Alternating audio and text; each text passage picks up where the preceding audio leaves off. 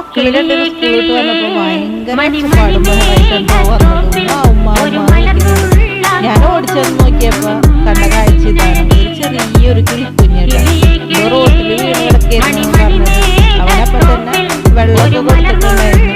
അപ്പൊ മക്കള് വിചാരം ഈ കിളിക്കുഞ്ഞിങ്ങനെ വായ തുറന്നിരിക്കും, അതിന് ദാഹിച്ചു. അങ്ങനെ എൻ്റെ അടുത്ത് കൊണ്ടുവന്നിട്ട് പിന്നെ ഞാൻ 2-3 പ്രാവശ്യം അതെന്തോന്നും അല്ലാതെ ഭയന്നിട്ടുണ്ടായിരുന്നു. ചിലപ്പോ അമ്മയുടെ കൂട്ടിൽ തന്നെ വീണിട്ടുണ്ടായിരുന്നു. അമ്മനെ കാണാത്തുള്ളൊരു വിഷമായി അല്ലെങ്കിൽ പൂച്ചയൊക്കെ ഓടിച്ചപ്പോ അത് അങ്ങനെ എന്തെങ്കിലും ഭയന്നിട്ടുണ്ടാവും. അങ്ങനെ നോക്കി കുറേ നേരം വളർത്തണം ഭയങ്കര ആഗ്രഹമായിരുന്നു. കിളി കൊത്തുന്നു പേടിയായി. ഫവാസിന്റെ അടുത്ത് ആ കിളി ഭയങ്കരമായിട്ട് അടുത്തിരിക്കുന്നുണ്ടായിരുന്നു. അവനിങ്ങനെ കയ്യിൽ പിടിച്ചിട്ട് നടന്ന്.